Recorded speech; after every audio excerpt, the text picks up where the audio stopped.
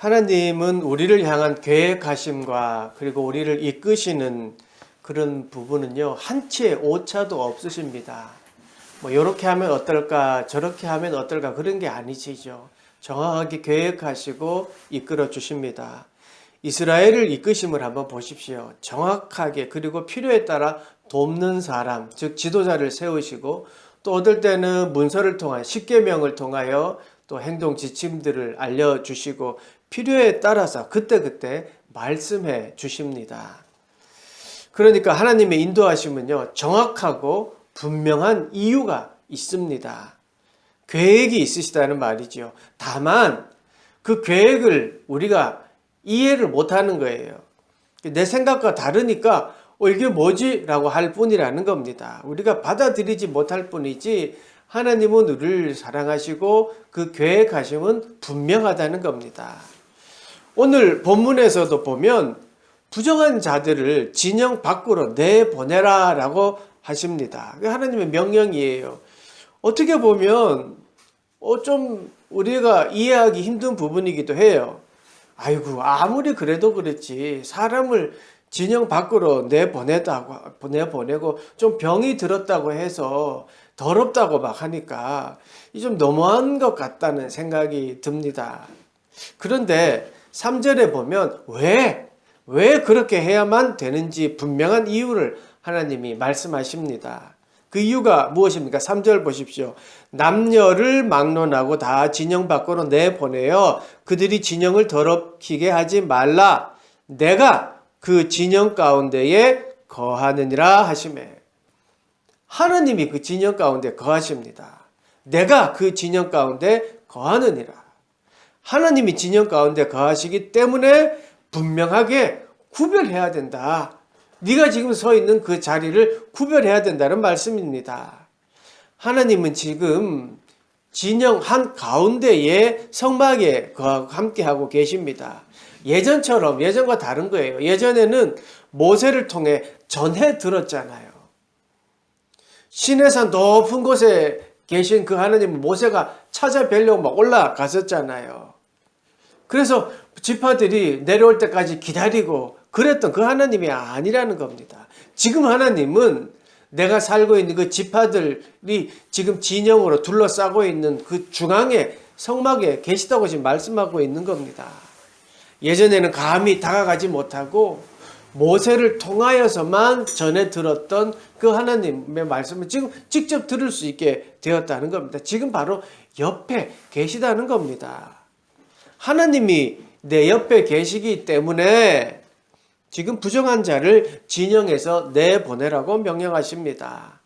여러분, 명령이라는 거는요, 부탁이 아니잖아요. 명령은 그대로 지켜야만 하는 겁니다. 너가 있는 그 자리를 부정하게 하지 말지어다, 말하라 라고 하시는 거예요. 삶의 터전에 하나님이 함께하고 그리고 함께 있음을 잊지 말아라. 그렇게 잊으면 안 된다라는 말씀입니다. 내 삶 가운데에 함께 하신 하나님을 지금 드러내고 있는 말씀입니다. 그러니까 이런 거예요. 진영 중앙에는 내가 있다. 너의 삶의 터전에 내가 함께하고 있다. 이 사실을 기억해라. 함께하고 있는 하나님을 기억하면서 살아야 된다. 이 말씀입니다.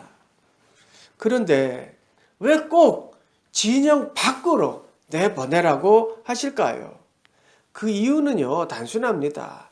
하나님이 우리와 함께 하시고자 하기 때문입니다. 그 사랑 때문이에요.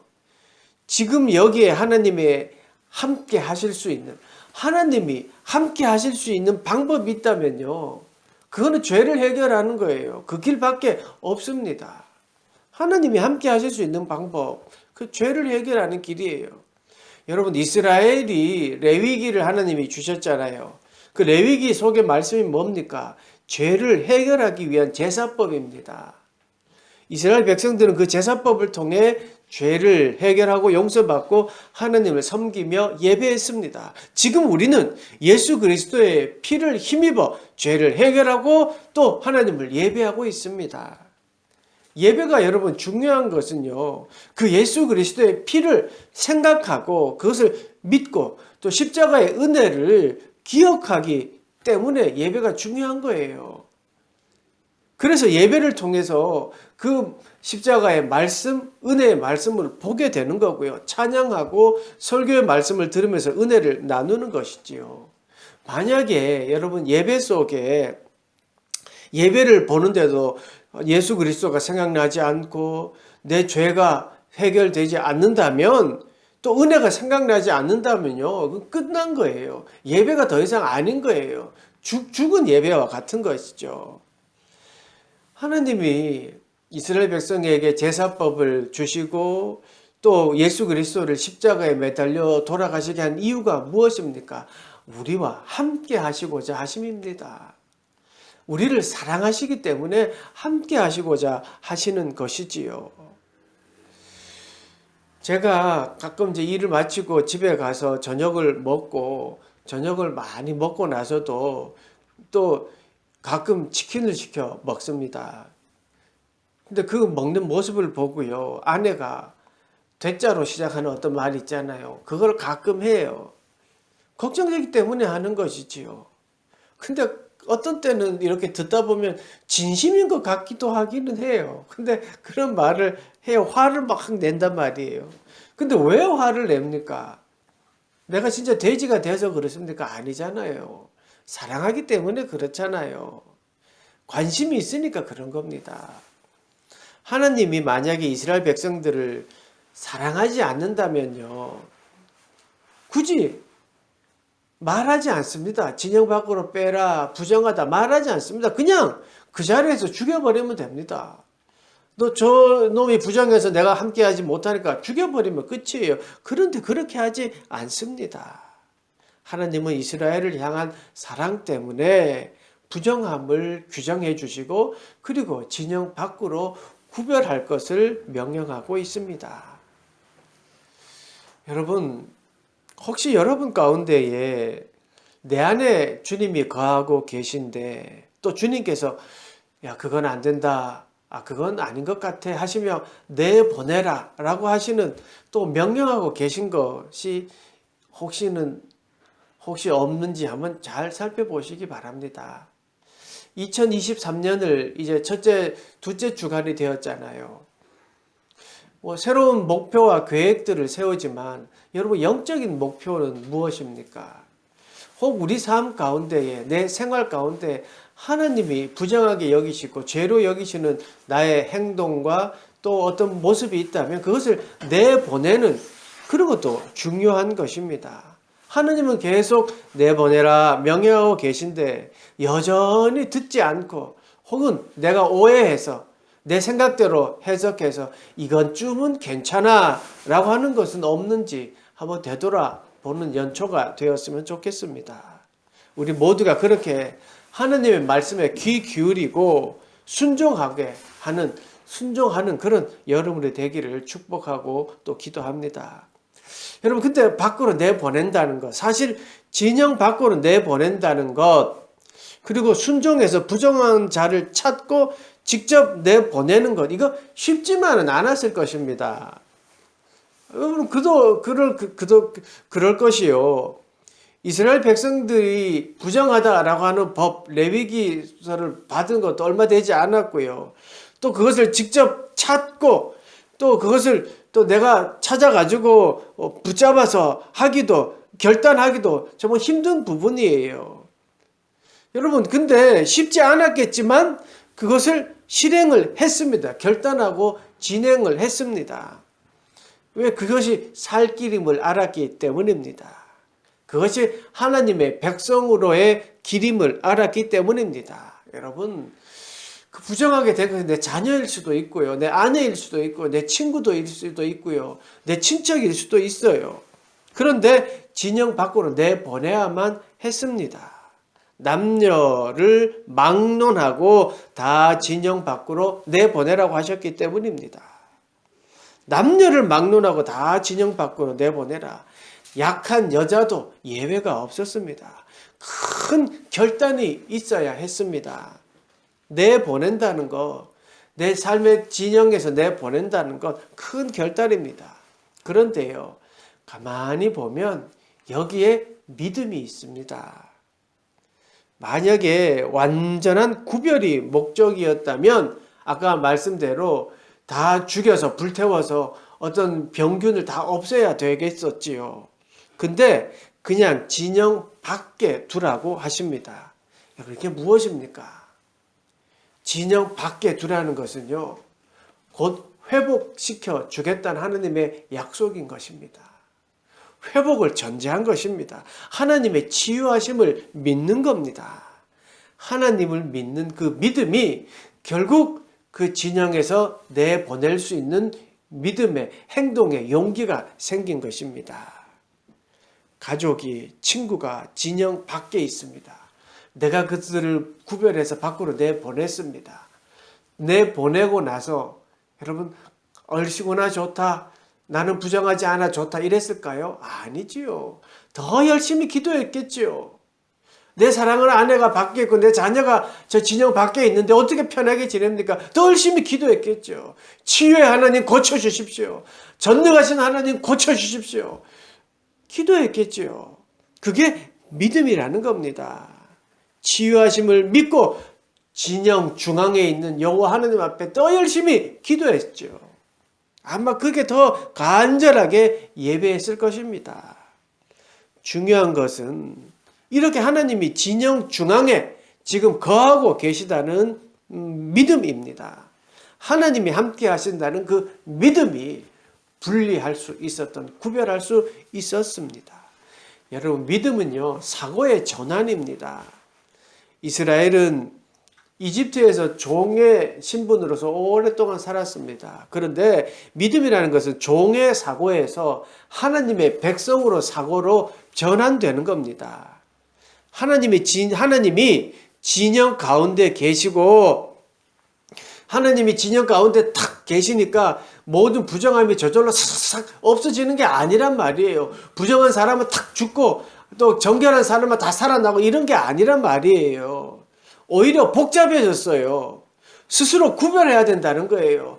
하나님 주신 말씀을 보고 아 이게 부정한 거구나 이제 알게 되는 거예요. 내 삶이 더 힘들어진 것 같은 거예요. 종살이 할 때는요 주인 몰래 그냥 쉬쉬쉬 하면서 서로 속여주고 또 숨기면서 살았어요. 그러면서 서로 막 잘하는 것 같았단 말이에요. 그런데 지금은 아니에요. 종살이 할 때는 서로 쉬쉬했는지 몰라도 지금은 함께 하신 하나님이 진영 가운데 나와 함께 하신 분이기 때문에 이제는 하나님의 백성으로서의 책임감이 있는 거예요. 부정함에 대해서는 구별해야 되는 거고 죄에 대해서는 단호해야 하는 거예요. 이렇게 부정함과를 결별하는 것, 이게 사고의 전환이에요. 그렇게 살겠다고 결심하는 것, 이게 믿음이라는 겁니다. 이렇게 하나님이 백성이 되어가는 거예요. 이스라엘 백성이 이렇게 하나님의 계획에 따라 하나님의 백성으로 하나씩 만들어가고 하나님의 계획에 따라 이끌림 바 되고 있는 것입니다. 이스라엘은 지금 그 언약을 이루시는 하나님, 그 언약을 지금 하나씩 이루시는 하나님을 만나는 그 과정에 있습니다. 지금도 우리도요 마찬가지입니다. 하나님의 놀라운 그 계획하심 속에 하나님 나라를 만들어가는 그 계획하심 속에 우리의 모습들이 하나씩 만들어져 가고 또 존재하고 있는 겁니다. 그 모습이 여러분이 생각과 다를 수도 있습니다. 그러나 하나님은 한치의 오차도 없이 정확하게 우리를 하나님의 자녀로 하나님의 백성으로 만들어가고 있다는 사실을 믿으시기 바랍니다.